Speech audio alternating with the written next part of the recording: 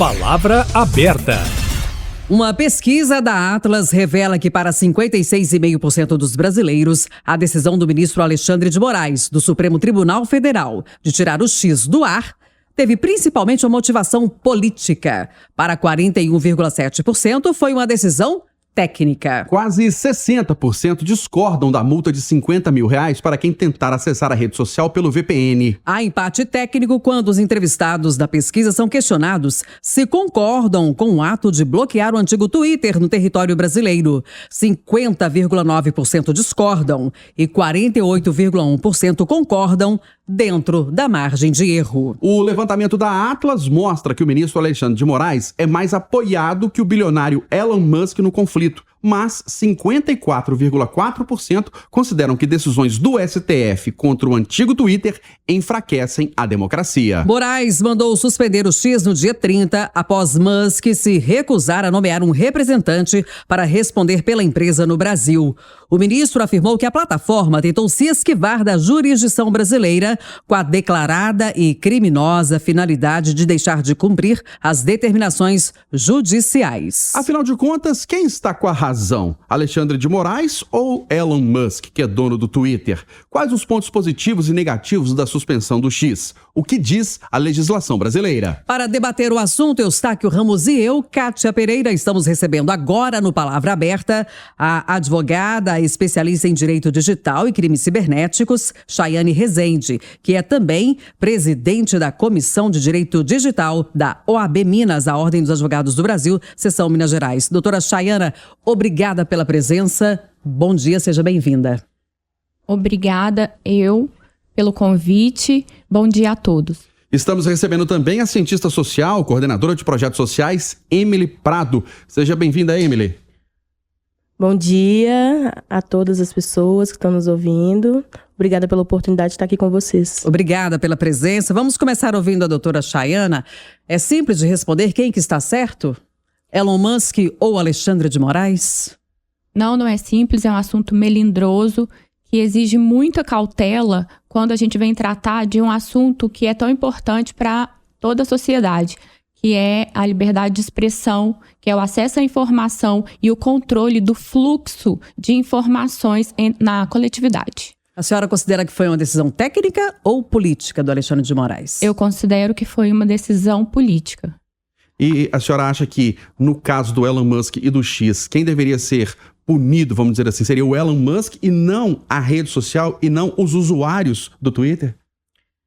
No caso em questão, o que houve foi que o Elon Musk, quando ele se viu abordado, diante de tantas solicitações, tantas ordens judiciais para que ele viesse a bloquear perfis no X, ele falou não.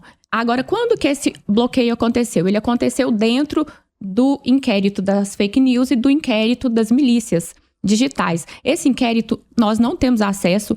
Nesse ponto, a gente já vê que há uma teratologia jurídica, um absurdo, uma vez que não tem por que esses inquéritos serem sigilosos. Então, o Alexandre, ele fornecia ordens autoritárias para que Elon Musk, através do X, fizesse o bloqueio dos perfis que ele considerava perigosos para a democracia. E a gente percebe que quando se trata desse perfil perigoso para a democracia que o Musk deveria bloquear, ele não traz uma justificativa exata do que é o perigo e muito menos o devido processo legal para que essas pessoas respondessem por que estavam sendo bloqueadas e tivessem o direito de contestar e pedir o desbloqueio. Vamos ouvir agora a Emily Prado, que está com a gente aqui também. Ela é cientista social, coordenadora de projetos sociais. Sua avaliação, Emily, e também levando em consideração essa pesquisa que foi divulgada, trata-se de uma decisão técnica ou política do ministro Alexandre de Moraes? Na minha compreensão, é uma decisão técnica, Porque aqui eu acho que a decisão dele parte do conceito de democracia que a gente tem, no nosso país e a soberania nacional. Então, o plano de fundo é a questão democrática. E eu tem uma pergunta também para a Chayana, como ela é especialista tá na UAB, né, como as questões digitais, o Twitter ele não tem um filtro para... ele não censura pornografia infantil, ele não censura nudez, né, como as outras redes. E também, dessa decisão do bloqueio é ter um representante legal. Então, como que a gente, nessa era tecnológica que a gente está vivendo, com o avanço da inteligência artificial, a gente tem os dados horríveis do nosso país, enquanto país né, da exploração sexual infantil, que a gente tem no Brasil. Hoje em dia, uma foto de uma criança, ela vá para a internet e ela vai para o Twitter, ela não é banida, ela não é retirada. Então, como que fica esse crime se não tem uma pessoa para responder? Como que a justiça trabalha nesse sentido? A gente ainda vai dar oportunidade para a doutora Chayana responder, mas a gente quer te ouvir mais sobre o seu argumento. Você considera que o Elon Musk extrapolou, exagerou, que há abusos do X no Brasil? Há abusos no X, porque todas as outras plataformas... Primeiro que o Twitter é a 8ª plataforma mais acessada no nosso país, acho que tem que demarcar esse sentido. Essa pesquisa ela é uma pesquisa feita na internet também. E não só no Brasil, em outros países também, ele já é banido, né, por conta das suas regras. Então, se há uma decisão técnica, né, que o Alexandre de Moraes colocou, e tem que ter um representante da justiça, é para que as pessoas possam responder também. Porque esses outros perfis, quando ele manda lá, eu acho que esses perfis que ela traz na fala dela são lá do 8 de janeiro, são perfis que o Brasil também é proibido, né? Não. As questões das células nazistas. O inquérito das milícias é bem antes de 8 de janeiro, assim como das fake news. Então, mas a gente tem a nossa democracia, para mim o plano de fundo é a democracia e o que está fragilizado nesse sentido. O quanto que isso polariza e leva para uma discussão política do que uma discussão técnica e uma discussão que já está dada enquanto justiça, enquanto legislação, enquanto o Supremo ele vai acessar. Primeiro, né, teve essa discussão se é monocrático ou não é, se os 50 milhões? De multa, né, para o uso dos VPNs. As pessoas, elas podem pagar ou não, mas não é para a pessoa... 50 mil reais.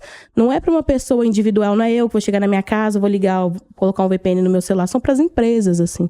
Então, não está individualizando, está acessando as pessoas que têm um poder aquisitivo maior. Mas você considera uma decisão técnica, que há abusos por parte do Elon Musk, mas ele que não deveria ser punido, sofrer algum tipo de penalidade, e não os milhões de usuários do Twitter? Mas a plataforma é uma ferramenta que a gente está ali utilizando. Quem tem que responder pela legislação é a empresa, é o dono, né? Os usuários eles vão ser penalizados a partir do seu bloqueio. Eu compreendo que o Twitter é uma rede que as pessoas vão se informar, as pessoas vão desabafar, as pessoas vão trabalhar, né? Tem uma série de anúncios, ela tem um movimento. Mas, se a empresa ela não cumpre com as decisões judiciais, com a legislação do país onde ela está errada. No meu ponto de vista, assim, está errado. Porque se as outras cumprem, foi a mesma coisa do Telegram. Nos 48 segundos do tempo, o Telegram colocou um representante, né, aqui no Brasil, um CNPJ. Então, acho que ele tem que cumprir com a legislação do nosso país. Porque isso é um ataque à democracia, isso é um ataque à soberania nacional. Porque isso é um movimento também... que na minha compreensão enquanto cientista social, que ele não é daqui, ele é um movimento internacional. Doutora Chayana, o que diz a legislação brasileira? O Elon Musk cometeu abusos ou não? Ele tem que respeitar as leis brasileiras, mesmo o Twitter não estando instalado, principalmente aqui no Brasil, né? A sede dele não é aqui. E a senhora pode aproveitar também e responder à pergunta que ela dirigiu à senhora, inicialmente. Obrigada. Bom, primeiro... O X, ele tinha representação jurídica no país. Ele tinha escritório. Porém, quando o ministro Alexandre de Moraes, ele deu ordens de prisão para o representante legal, para os funcionários do X, o Elon Musk fechou o escritório, pegou seus funcionários e levou embora, para que não fossem presos. E seria preso por quê? Porque não estava cumprindo a ordem judicial, uma ordem secreta de bloquear perfis. Perfis esses que seriam bloqueados e não teriam direito de resposta, direito de defesa. Então, não seria cumprido o devido processo legal. Elon Musk, a favor da democracia, a favor da liberdade de expressão, do acesso à informação, ele se indispôs neste sentido e preferiu fechar o escritório e ir embora. Houve a suspensão, então, do X. Então, assim, eu coloco uma dúvida. Como que nós, cidadãos, agiríamos se fôssemos coagidos a cumprir ordens judiciais e caso ordens essas que violam, que compõem, que estão dentro de um conjunto de censura indireta, e caso nós não aceitássemos essas ordens, nossos funcionários seriam presos.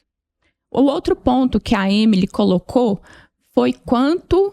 me recorda, Emily, por favor? Foi em relação à censura mesmo, né? Que hoje em dia uma foto pode ser uma foto minha, nua. Sim, mas isso não está dentro da...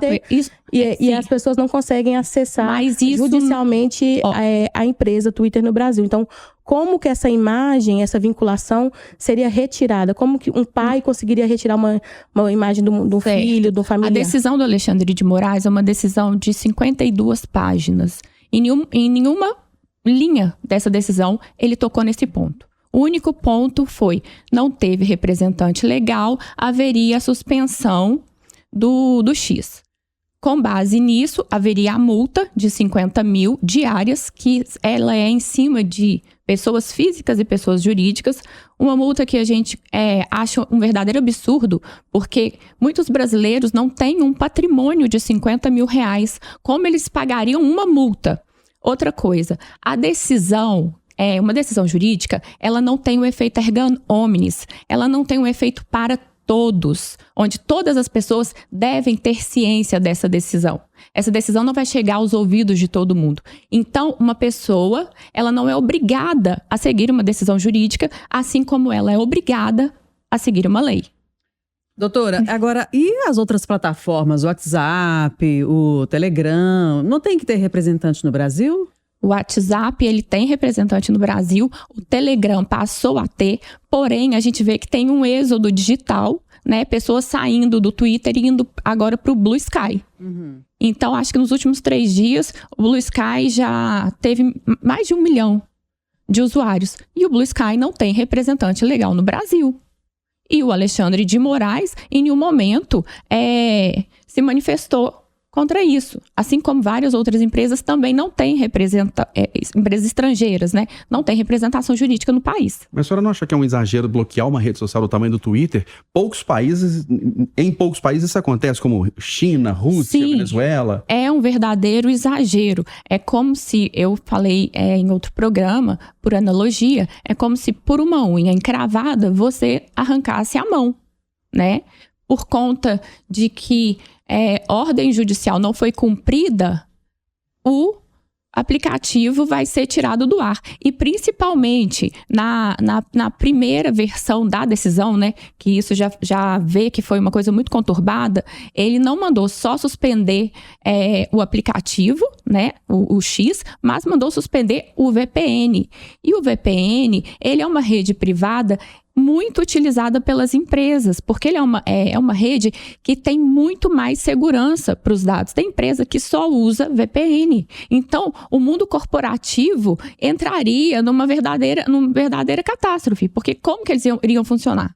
Seria um apagão, né? Seria um verdadeiro apagão, porque dependem do VPN para muita coisa. Ô, Emily, você acha que está desproporcional essa decisão? Porque ela citou desse exemplo aí da unha encravada, arranca a mão. Você acha que está desproporcional?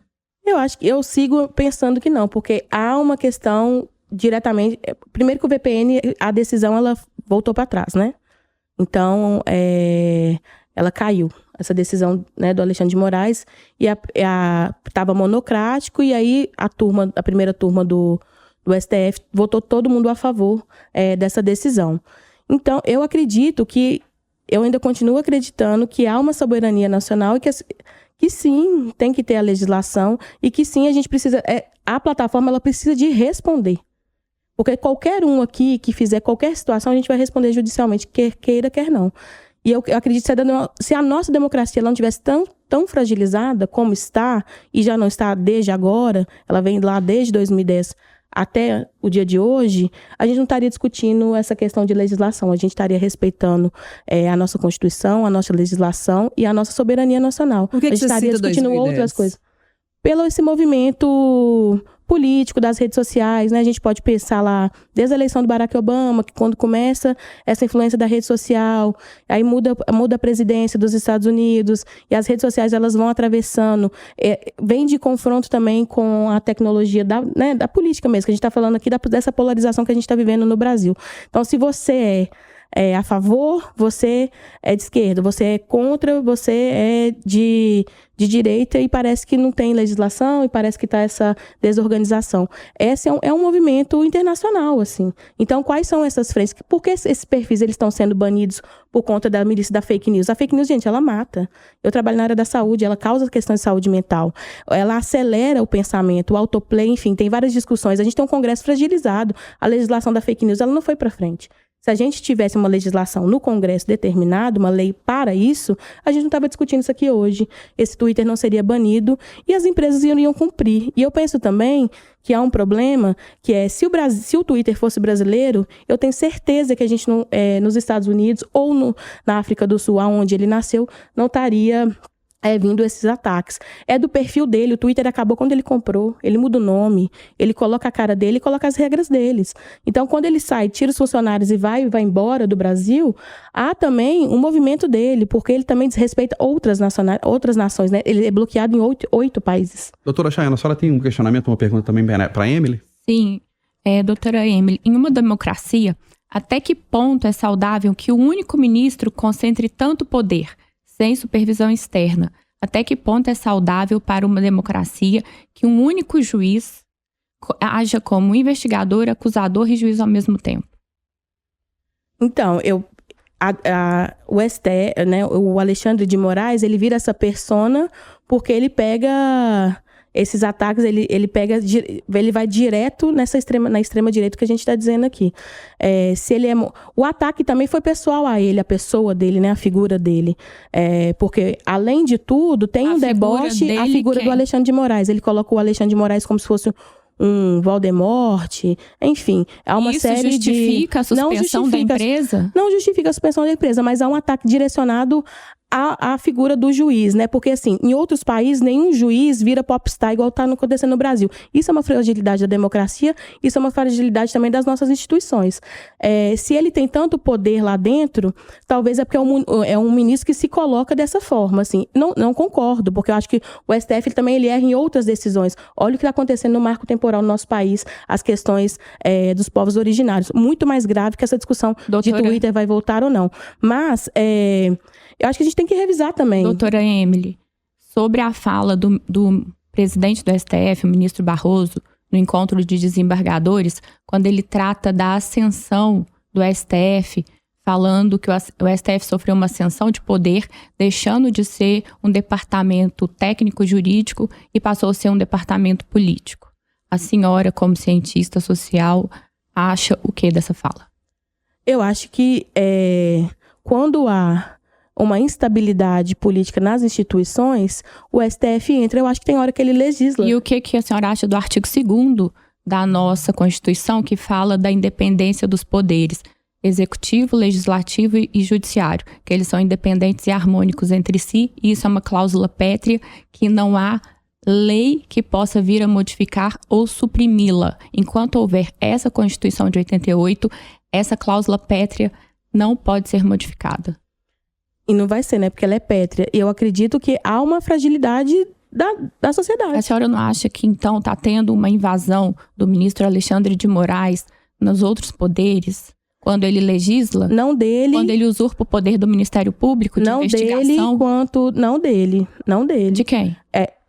Não dele. Um poder está dentro do outro. Quando há uma negociação, eles não são, olha o que está acontecendo com as emendas PIX no Brasil. Quando há uma negociação, entre o Senado, se vai votar um projeto ou não, se vai aprovar uma coisa do Legislativo ou do Executivo, há uma negociação. As instituições, elas estão fragilizadas. A população, ela precisa de saber e recorrer a isso. A lei, ela está maravilhosa lá no papel, mas ela não funciona. Eu acho que o STF tem hora que ele legisla. E tem hora que ele acerta e tem hora que ele erra também. Mas há uma fragilidade no nosso Congresso. Isso é uma fragilidade. Não. Isso é um ponto, assim. E aí o que está se dando nesse debate aqui, nessa discussão, é o quanto ele pode ser arbitrário ou não. Mas para quem ele também está sendo, entendeu? Porque não, há 2 pesos, 2 medidas. Podemos encerrar? Mais algum ponto, doutora? Ué. Que já chegamos ao nosso tempo aqui.